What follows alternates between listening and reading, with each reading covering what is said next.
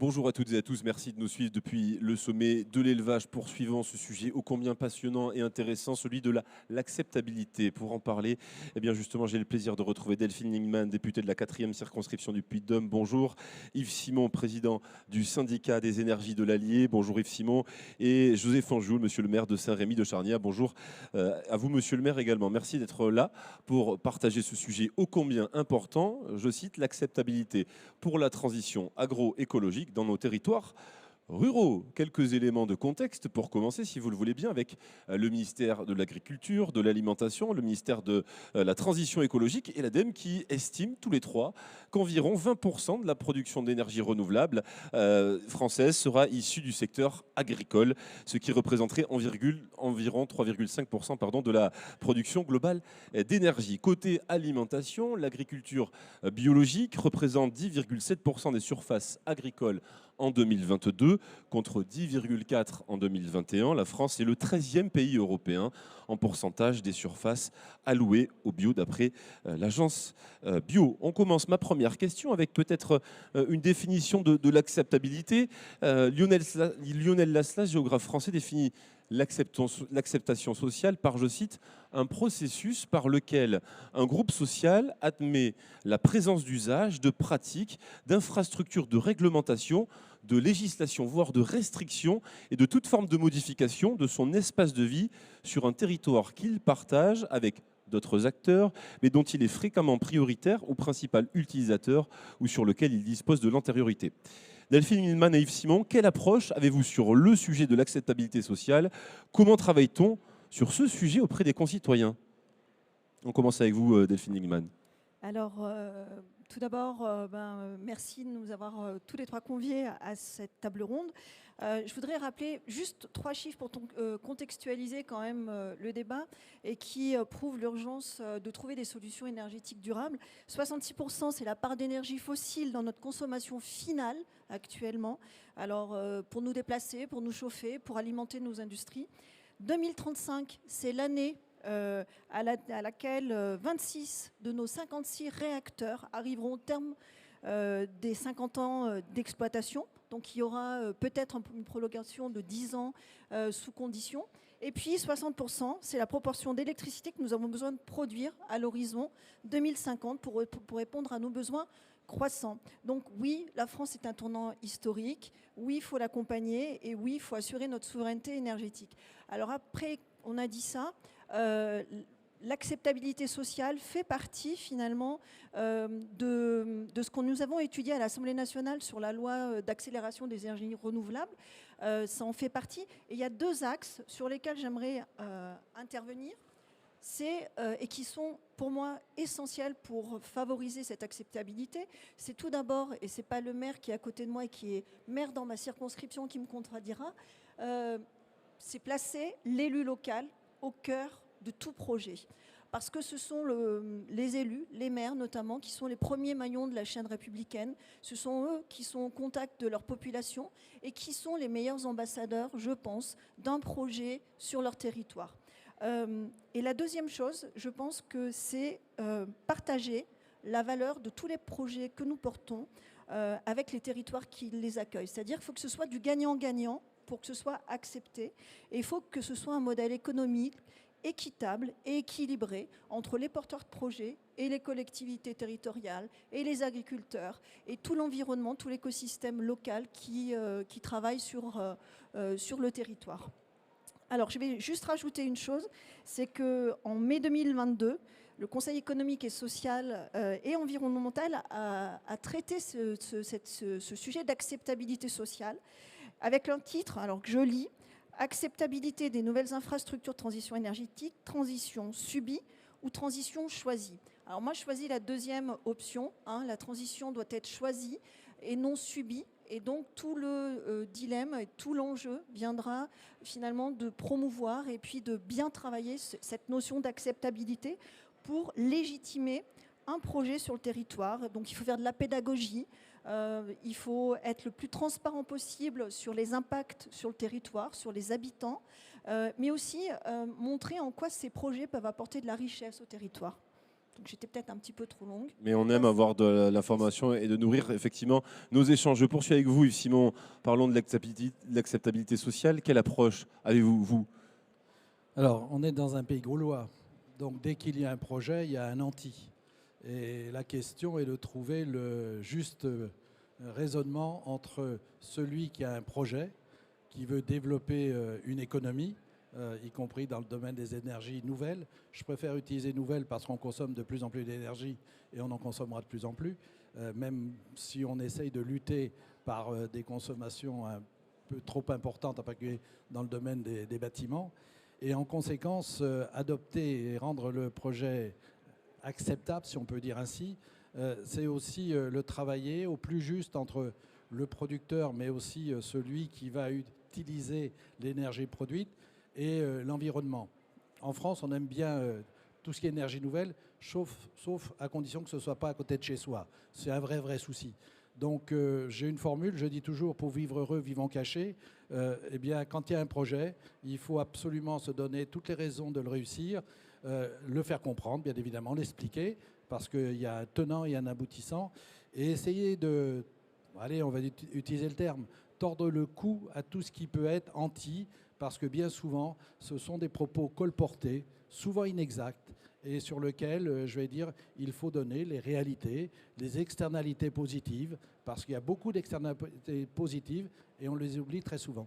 Monsieur le maire, justement, du côté de Saint-Rémy-de-Charny, à votre commune, votre histoire, c'est finalement celle de beaucoup d'élus en 2019, un porteur de projet qui arrive chez vous à la mairie et qui vous dit, monsieur le maire, je souhaite eh bien, développer de la méthanisation, j'ai des projets, il vous en parle et à ce moment-là, vous ignorez finalement ce qu'est la méthanisation et l'histoire commence comme ça. Est-ce que vous pouvez nous en dire plus?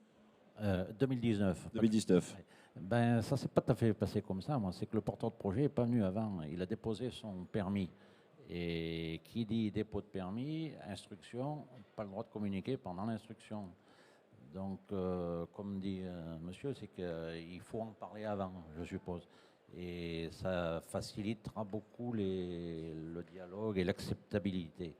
Parce que nous, on a passé 2019, donc 2020, élection municipale.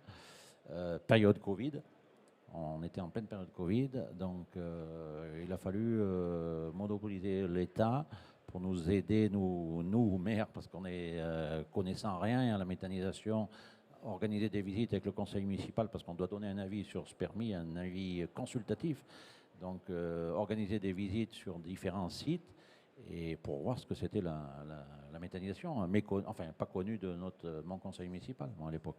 Et à ce moment-là, comment justement auprès de votre conseil municipal, auprès de celles et ceux qui échangent avec vous, vous percevez le sujet dans une période qui est complexe puisque vous parlez de cette période finalement de cette crise sanitaire, c'est-à-dire qu'on ne pouvait pas travailler de la même façon qu'on travaillait hors crise sanitaire. Et non, oui, alors donc on a eu une période, une fenêtre pendant le Covid, qu'on a pu organiser une réunion publique avec tous les services de l'État et les habitants de Saint-Rémy. On était 120, 130 personnes. Il y a des gens qui sont, bon, les services de l'État, toutes fonctions représentées, le constructeur, le porteur de projet, tout ça. Il y en a qui sont ressortis rassurés, d'autres, quand on est contre, on est contre. Après, voilà quoi. On parlera de l'émergence de ce collectif, effectivement, d'opposants. Je bascule et je continue avec vous, Yves Simon et Delphine Lingman, les projets agroécologiques qui regroupent aussi bien la culture que l'élevage ou le renouvelable. On assiste à une véritable volonté de changer, on l'a dit. Encore faut-il après accepter, effectivement, le changement par des projets qui s'installent sur les territoires. D'après un sondage Opinionway réalisé en 2022, 81% des Français estiment que les agriculteurs ne sont pas suffisamment rémunérés pour leur travail. 71% des Français seraient même prêts à payer plus cher pour garantir une rémunération plus juste aux producteurs agricoles. On a une volonté effectivement de changer ce modèle plutôt traditionnel de l'agriculture. Quel rôle doit jouer la société pour accompagner justement le monde agricole quand on fait face à des innovations majeures qui apportent effectivement son lot d'objectifs et de résultats, puisqu'on parle de transition et d'objectifs dans le renouvelable avec un mix énergétique qui doit, lui, profondément évoluer pour aller vers le zéro carbone. Yves Simon. Oui, ça fait des années que je le dis pour avoir passé quelques années au ministère de l'Agriculture. L'avenir dans nos zones d'élevage, c'est un triptyque prix, prime, énergie nouvelle. Ce triptyque permettra à nos zones qui aujourd'hui ont de la peine à dégager des revenus d'améliorer les choses. Tout le monde ne fera pas de la méta, tout le monde ne fera pas du photovoltaïque, tout le monde ne fera peut-être pas de l'éolien, mais il faut le concevoir comme des revenus qui viendront sur des zones en difficulté. Et ça, c'est le premier point. Je le dis et je le dis très fort, parce que même si on était allé plus loin il y a quelques années, on aurait pu avoir des priorités vis-à-vis de l'implantation des énergies nouvelles sur certains territoires. Le premier projet de l'Allier en méta, il a concerné un élevage assez développé, qui avait à la fois des porcs et à la fois un élevage laitier. Et il avait des problèmes avec les effluents, et il a pris la décision de méthaniser ces effluents et de façon à avoir une plus-value, mais aussi à traiter ces effluents et à faire que ces effluents deviennent du digestat améliorant la qualité des sols, améliorant ses productions. Et la méthanisation, vue sous cet angle-là, a traité le problème environnemental, a amené un plus à l'exploitation et a fait du développement renouvelable sur l'exploitation, puisqu'on a amélioré la qualité des sols avec le digestat, parce qu'on améliore à ce moment-là le complexe argilo-humique qui va capter toutes les richesses du sol. Et quand vous dites ça à des opposants, ils vous répondent quoi? Les opposants vont me dire, oui, mais on va manquer d'alimentation. Alors, si vous voulez, ayant été député, j'ai visité méthaniseurs en Allemagne, production principale. Je le dis très fermement, l'Allemagne était le 7 ou 8e exportateur mondial en agroalimentaire, ce sont les 2e aujourd'hui. Donc, résultat, c'est bien qu'il y a une plus-value de production par la mise en place. Je me souviens d'avoir vu un ancien kolkhoz, 1000 hectares, 350 hectares de méthanisation de maïs en culture principale. Résultat, quelquefois, on va essayer de sensibiliser les esprits sur un problème alimentaire. La méthanisation ne privera personne d'alimentation. Au contraire, elle permet j'ai un deuxième cas dans l'Allier, dans des terres de très mauvaise qualité, où la méthanisation vient de faire baisser les intrants de 30% avec une production bien meilleure par l'apport du digestat. Delphine Hillemin, comment la société doit accompagner le monde agricole? On parlait de ce paradoxe des personnes qui veulent changer effectivement les choses, les bouleverser. On est tous conscients de cette crise et de ce changement profond qu'on doit opérer. En revanche, on refuse que ce soit forcément sur son territoire. Comment on doit jouer et quel rôle doit jouer la société pour accompagner ce changement? Alors, moi je dirais que l'accompagnement il se fait aussi par les lois. Là actuellement il y a le déploiement du projet de loi sur les énergies, sur l'accélération des énergies renouvelables que nous avons adopté début 2023. D'ici la fin de l'année, les collectivités locales doivent identifier des terrains sur leur commune pour pouvoir implanter du photovoltaïque, des méthaniseurs, etc. Toute finalement unité de production d'énergie renouvelable. Donc à la fin de l'année, on va pouvoir faire un premier bilan. Cette loi, elle accélère, elle porte le nom d'accélération. Donc évidemment que ça passe avant tout par la loi et plus que par la société, puisque là, il y a vraiment une volonté politique d'avancer vers des énergies renouvelables. Après, évidemment que l'acceptation, et on en revient à cette notion d'acceptabilité, puisque, comme dit mon collègue, finalement, il y a des gens qui s'opposent à tout quand ça arrive sur son propre territoire. On le voit à quelques kilomètres de chez toi, José, il y a un projet méthaniseur que je soutiens, parce qu'il a du sens, parce qu'il est bien conçu, parce qu'il fait travailler un écosystème local avec des intrants qui ne sont pas produits pour alimenter le méthaniseur, mais qui sont le fruit de culture locale. Donc, quelque part, je pense qu'il faut que c'est à nous aussi, politiques, d'accompagner tous ces projets. C'est à nous aussi de faire comprendre, et tu sais que je le fais, sur le territoire, finalement, l'intérêt d'avoir ce type de projet. Et n'oublions pas que finalement, la méthanisation, c'est une source de revenus pour nos agriculteurs. C'est très important qu'ils puissent diversifier leurs activités. Et ça a été le cas sur la commune de Saint-Rémy-de-Charniat, un méthaniseur que j'ai eu la chance de visiter très récemment, enfin il y a quelques mois. Non, il y a quelques mois. Et franchement, c'est un retour finalement sur investissement pour ces agriculteurs qui ont investi, qui ont pris des risques et qui aujourd'hui voient le fruit finalement de cet investissement avec des retombées positives aussi sur le territoire puisqu'ils travaillent avec l'écosystème local. Joseph Anjou, dans votre commune, un collectif de personnes opposées au projet de l'unité de méthanisation s'est constitué. Comment a travaillé justement ce collectif avec vous, avec vos services? Comment il a dialogué ce collectif et comment il a partagé aussi ses points de vue? Parce qu'on est en démocratie, on a le droit d'être opposé, on a le droit de partager avec ses détracteurs ses idées. Comment est-ce que vous avez fait nourrir les échanges et les débats? Ben, ça a été difficile parce qu'ils étaient contre. Donc, comme la municipalité avait émis un avis favorable, donc ils étaient contre la municipalité. Donc, ça a été difficile. On peut être contre tout en se respectant les uns les autres et en échangeant, en faisant avancer les sujets, les débats, non? Ça a été échange par réunion interposée en conseil municipal et tout ça. Et malheureusement, ça a été difficile. Donc, sorti de ça, on avait organisé ce que je disais tout à l'heure, cette fameuse réunion publique. Après, ils s'en remettaient à des courriers. Et donc, le permis, c'est l'État qui le signe. Attention, c'est pas la commune. Il y a les services d'État leur ont répondu parce que nous, on était incapables de répondre sur les demandes qu'ils nous formulaient. D'accord, donc ça allait effectivement sur des points techniques que vous venez à l'instant d'aborder. Yves Simon, justement sur la méthanisation. Oui, vous voulez peut-être compléter, Je allez-y. voudrais réagir par rapport à Madame le député sur l'accélération des zones. On est sur une discussion sur la méthanisation.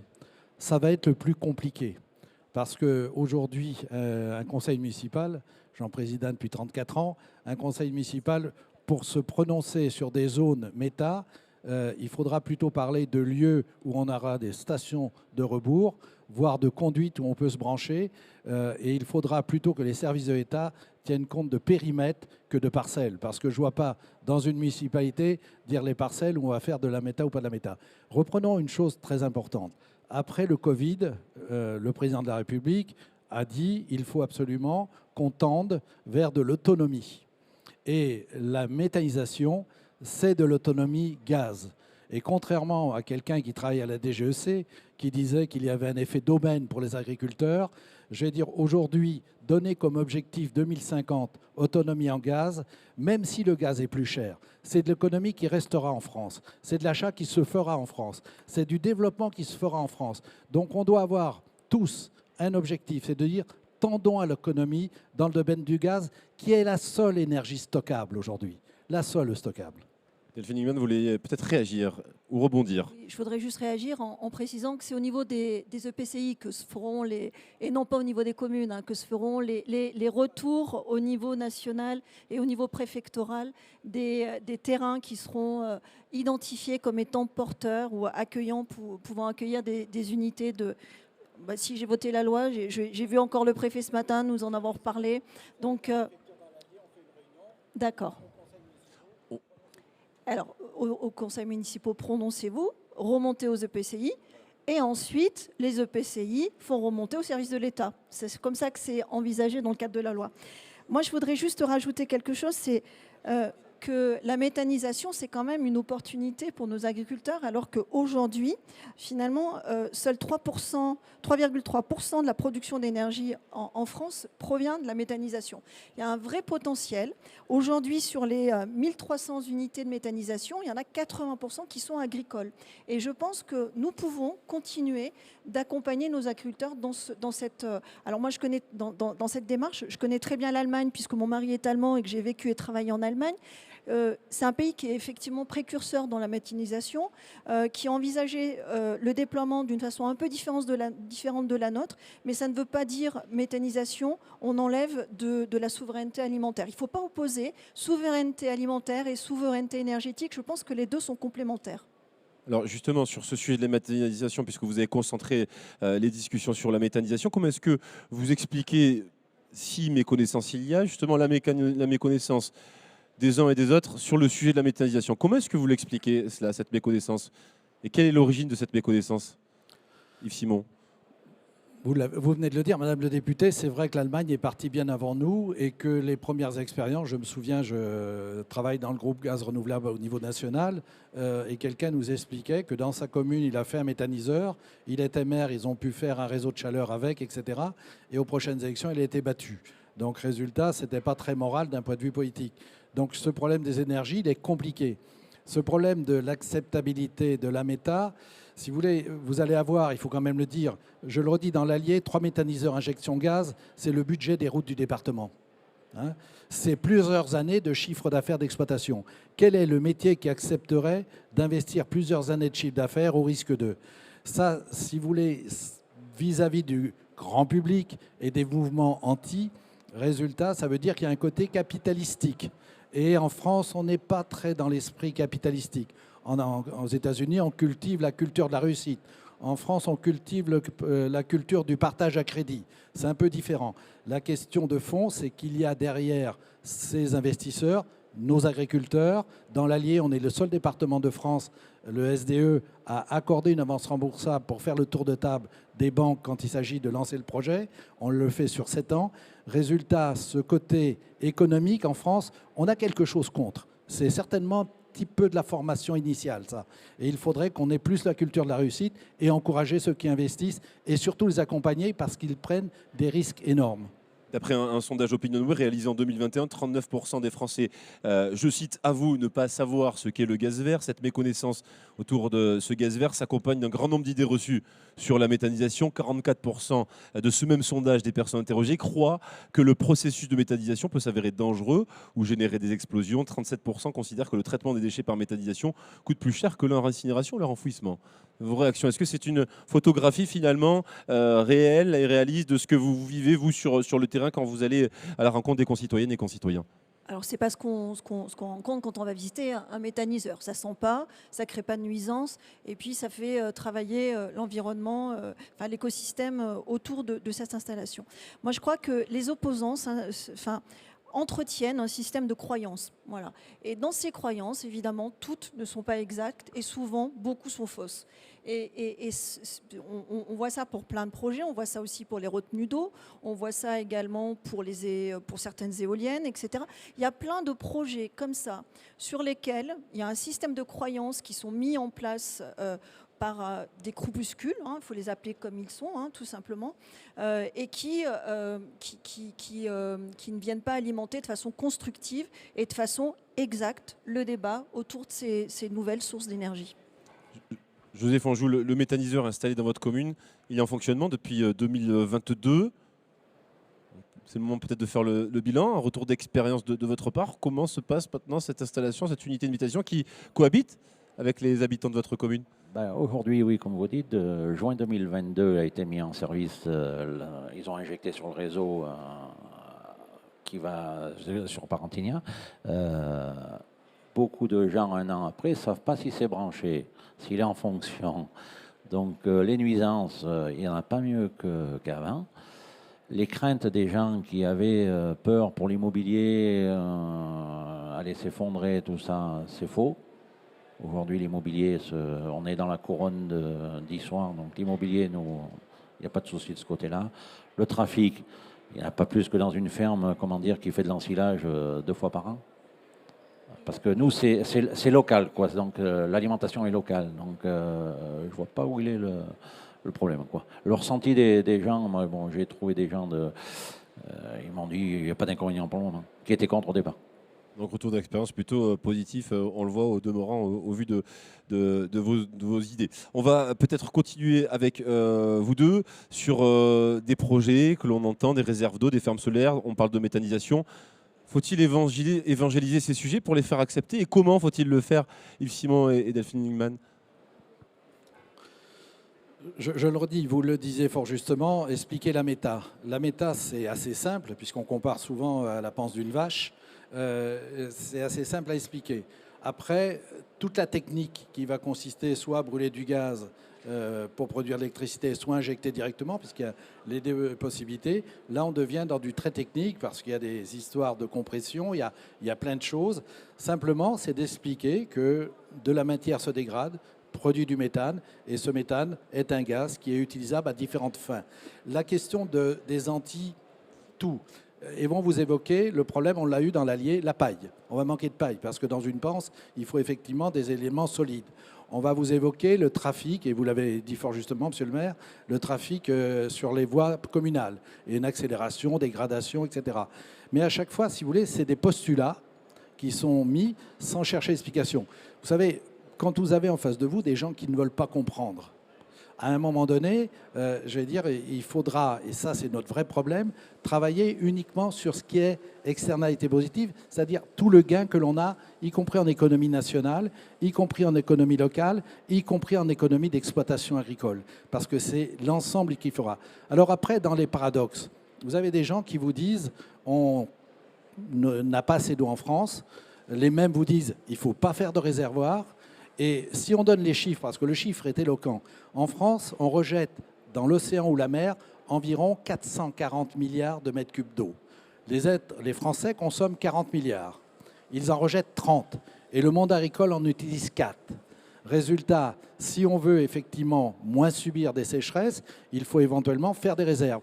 Mais on peut, comme dans le département de l'Allier, c'est un des départements uniques en France qui le fait, on a interconnecté tous les réseaux primaires d'eau. Donc on n'aura jamais de problème de manque d'eau dans l'Allier. Mais je vois quelques communes du sud de la France, elles sont 2 ou 3, elles avaient une richesse en eau, elles ont dit on ne partage pas avec les autres. Et aujourd'hui, elles sont en difficulté. Il faut savoir ce qu'on veut.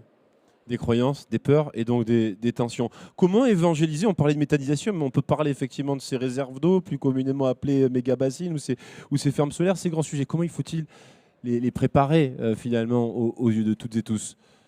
Parce qu'on parle de sujets quand même, excusez-moi, mais on parle de protection environnementale, de sécurité alimentaire et sanitaire, d'épuisement de ressources naturelles. Donc forcément, ce sont des éléments qui sont si importants qu'on peut les comprendre, de les voir en tension.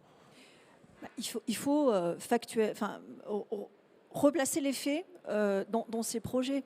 C'est-à-dire que moi, par exemple, sur ma circonscription, j'ai 2 projets de très grosses retenues d'eau qui sont encore supérieures à celles de Sainte-Soline. Ce sont des projets que je soutiens parce que ce sont des projets qui ont été co-construits par un collectif d'agriculteurs qui ont des besoins en eau, qui vont développer des filières maraîchères aussi, qui ne vont pas pomper sur les nappes phréatiques, mais qui vont pomper dans l'Allier. Vous voyez, je veux dire que sur tous les projets qui peuvent être clivants, il faut expliquer, il faut jouer la carte de la transparence, il faut aller vers les parties qui sont convaincables, qu'on peut convaincre. Pardon. Par contre, il y aura toujours des anti qui seront opposés à tout. Et ceux-là, malheureusement, ce sont ces personnes-là qui viennent foutre le bazar sur ces projets. Alors, à l'Assemblée nationale, il y a une commission d'enquête sur les groupuscules auteurs de violences qui a été mise en place. 30 auditions, on va rendre les conclusions fin octobre. Et déjà, les premiers éléments, les premiers comptes rendus sont édifiants. En fait, pour reprendre, je vais reprendre une phrase du président de cette commission qui dit on ne peut pas assister à une légitimation de l'action violente sous couvert de défendre une cause qui serait plus importante. Je vais vous redire des chiffres du général Rodriguez, qui est le général de gendarmerie. 146 gendarmes blessés en 2022 dans ce type de projet, contre 139 en 2019 à l'époque des Gilets jaunes. On assiste quand même à une perte de valeur dans notre société qui légitime toute violence. Et ça, moi en tant que parlementaire, je ne peux pas l'accepter. C'est pas possible. Il y a des projets comme ces retenues d'eau qui vont faire vivre 36 agriculteurs. Notre devoir, c'est de les soutenir. C'est pas d'écouter tous ces huluberlus qui, sous couvert de données pseudo-scientifiques, viennent nous démonter les projets qui sont bien construits et qui sont nécessaires pour assurer notre souveraineté énergétique ou alimentaire. Et ça, c'est pas possible. Et j'irai au-delà. Ces gens-là ne respectent pas la loi.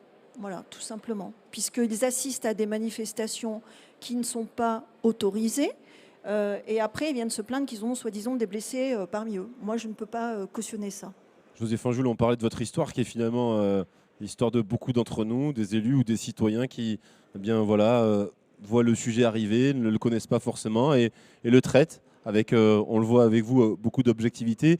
Quels sont les conseils que vous pourriez partager peut-être pour mener une réflexion sur un tel sujet pour celles et ceux qui vont avoir dans les prochains mois, prochaines années dans leur commune des projets comme le vôtre s'installer dans votre commune?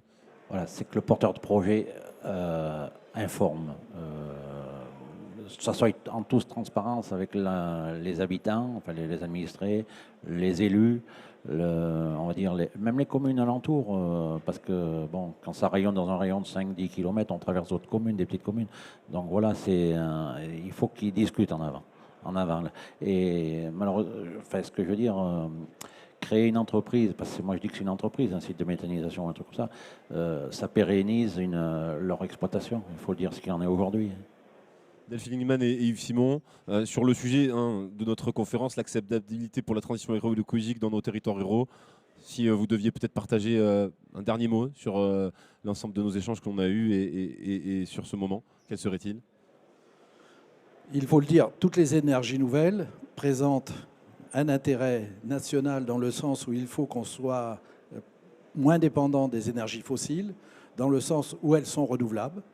C'est très très important parce que le fossile s'épuisera un jour, dans le sens où si on arrive à conjuguer l'intérêt du monde économique agricole, l'intérêt de la production d'énergie et d'expliquer aux personnes qui utilisent cette énergie, eh bien si elles en veulent, il faudra les produire. Et puis, à un moment donné, du côté participatif, il faut y penser.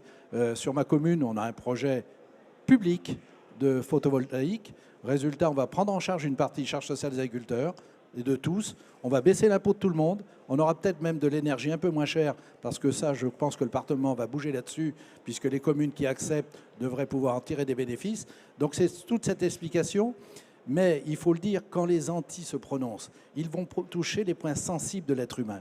L'alimentation, la santé, alors qu'on n'est pas dans ce contexte-là. On est dans un contexte de volonté d'un État qui souhaite avoir de l'autonomie, qui souhaite encourager. Et puis je dirais, j'appelle de tous mes voeux, il faut qu'on l'organise mieux, parce qu'on parle des stations de rebours pour le gaz. GRDF, GRT répondent très bien quand il y a la production, l'exemple à Montluçon ou un poste de rebours. Demain, sur l'électricité, il va falloir que l'on ait plus de capacité à injecter, parce qu'aujourd'hui, on a plein d'opérateurs qui se manifestent pour installer, qui vont voir des agriculteurs, et on a un tout petit souci, c'est qu'on ne sait pas injecter l'électricité par manque de postes. Delphine Lingman, pour conclure. Alors, je vais conclure assez brièvement. On n'a pas le choix. On n'a pas le choix parce qu'on dépend de pays qui ne sont plus amis aujourd'hui, à supposer qu'ils l'étaient un jour. Je parle de la Russie. L'Azerbaïdjan, ce matin encore, aux actualités, on entendait parler qu'on allait peut-être couper les arrivées de gaz, ou en tout cas c'était dans les pourparlers, alors qu'on allait aller pleurer chez eux pendant l'année dernière pour avoir des prix qui étaient supportables pour les habitants. Et puis c'est du ressort de chaque foyer. Il faut qu'on développe des énergies renouvelables en France. Nous n'avons pas le choix. Nous n'avons pas le choix aussi vis-à-vis des enjeux de santé, vis-à-vis des enjeux économiques, vis-à-vis des enjeux, de souveraineté, y compris alimentaire. Tout est lié, en fait, tout est lié. Et l'énergie est au cœur de tous ces dispositifs. Donc nous n'avons pas le choix, il faut y aller. L'acceptabilité pour la transition écologique, agroécologique dans nos territoires ruraux, c'était le sujet de notre conférence et de nos discussions. Merci Delphine Lingman, merci Yves Simon, merci Joseph Anjoul de votre participation ici depuis le sommet de l'élevage.